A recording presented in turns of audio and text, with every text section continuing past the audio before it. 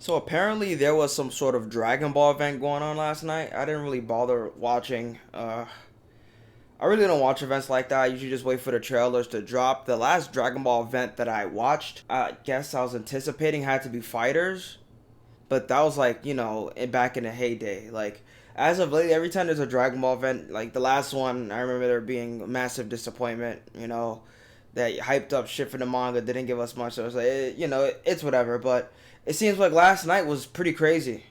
So we have a Dragon Ball Z Kakarot trailer. I think it's End of Z, Goku's Next Journey DLC. Um, Kakarot has been all over the place with DLC.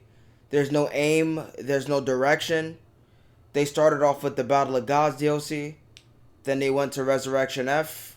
And then after that, I believe they did History of Trunks. Then Bardock. Then they did the Tenkaichi Budokai from the OG Dragon Ball. And now it seems they're doing End of Z. So I don't know why they're just doing everything out of order. Maybe they want to surprise people so they don't know what's coming next. But this is End of Z. So when I saw it was End of Z, my first thought was maybe this is the end of Kakarot. Are they finally putting this game to rest? But then I realized that, yeah, they don't do this shit in order. We could get Broly the Legendary Super Saiyan DLC this year. We can end up getting cooler. We don't know what the hell's going to happen. So just because we're seeing the End of Z, it doesn't really mean anything because this game's unpredictable. It's built itself up to be unpredictable in terms of DLC. There's no order. So let's see what we're dealing with. We already know what this is. So I guess there's not that much hype to go into this, but it's whatever. Let's check it out. I hope you're reborn as someone good this time. I'm not gonna lie, I'm not very hyped for this DLC. There's not really much you could do with End of Z. Just a few fights. It's not new content unless you're letting you play as Oob, but even then it's just Oob. It's not even GT Oob. Yeah, you get the blue gear. Looks like it's about time. Goku's Next Journey. They might extend this. They usually extend DLC. Because if they played it one by one, if they made it one to one, it would have been a short ass DLC.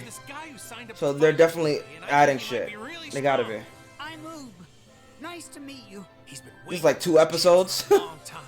Don't be deceived by his appearance. This guy's the real deal, all right. What are you talking about? That looks cool. This is pretty fun.